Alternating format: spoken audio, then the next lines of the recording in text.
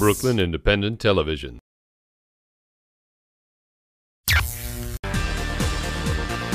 Welcome to Brooklyn Review. I'm Brian Vines. Now that the primaries are over, election season is in overdrive as candidates crisscross New York to gain votes ahead of November's general election. And surely they'll be asked to weigh in on a subject that affects thousands of Brooklynites, some more directly than others. The controversial policing tactic is in the crosshairs of community residents and civil liberties activists alike. And one Brooklyn neighborhood has emerged as the epicenter of Stop, Question, Frisk. Nia Ham has the story. Most people agree police help keep the city safe. But many residents living in the Brownsville neighborhood of Brooklyn often question whether the police are serving and protecting or just harassing. The area is at the center of a controversial crime reduction tactic used by the New York City Police called Stop, Question, Frisk. The method gives officers the power to stop anyone they reasonably suspect has committed a crime or is about to. But new data released by the NYPD, the Center for Constitutional Rights, and the New York Civil Liberties Union puts into question whether the tactic is being reasonably enforced. But even looking at the New York City Police Department's own data, you see that 90% of those stopped are blacks and Latino. And we know, according to the police department's own data, only 6% of stops result in arrest. So if only 6% of the people stopped are being arrested, this is kind of a worthless policy. From January 2006 to March 2010, police have made nearly 52,000 stops in Brownsville, more than any other neighborhood in the city. That's an average of about one stop a year for the 14,000 residents living within about 8 blocks of the heavily patrolled neighborhood. Well, I would say in two specific communities, in Brownsville and Brooklyn and in Harlem, predominantly black precincts, over 30% of the people in those communities have been stopped by police.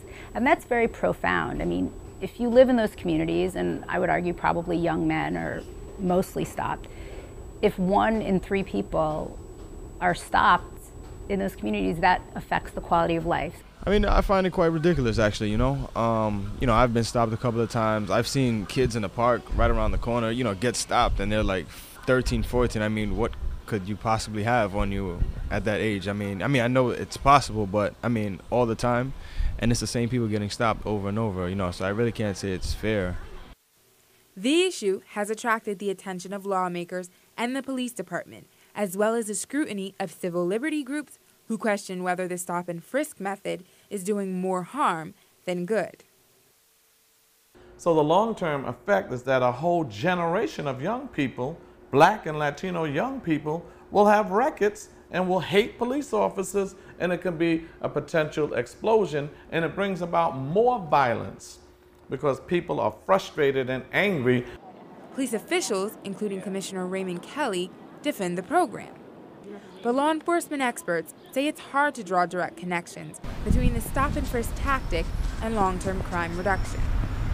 The data also shows most of the stops were driven by the police's ability to question residents for violating minor rules regulating who can come and go in the public housing units.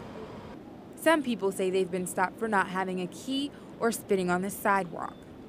90% of our youth have open warrants. Spitting on the sidewalk, they didn't take care of the summons. Riding their bike on the sidewalk, didn't take care of the summons. Loitering in front of their building where they live, they didn't take care of the summons. This is a way of criminalizing black and Latino youth so that they'll now what do they do when they go for a job? Have you ever been arrested? Yes. And it'll make it more difficult to get a job so they don't have to compete with their white counterparts. They not in Bay Ridge, Park Slope stopping them where they live at. They stop us. We're not doing nothing. That's how it is. To be fair, residents have reason to welcome a police presence. Brownsville has one of the worst crime rates in the city. Yeah, I'm afraid for my kids, for myself, It's really scary, basically. Because, like what happened today, It's hard. And, mind you, somebody got shot, a few people got shot. But the stops, primarily meant to get guns off the streets, have ended with fewer arrests and even fewer recovered guns. In fact, the arrest rate is less than 1% in the Brownsville area. Many residents, activists, community, and city leaders have different opinions about the police presence in Brownsville. It's not clear whether the tactics employed by law enforcement are making the community safer or more isolated. In one instance, it can be helpful for safety. Then in another instance, the police can be overzealous, overactive. For Brooklyn Review, I'm Nia Ham. Become a fan on Facebook. Like Brooklyn Independent Television.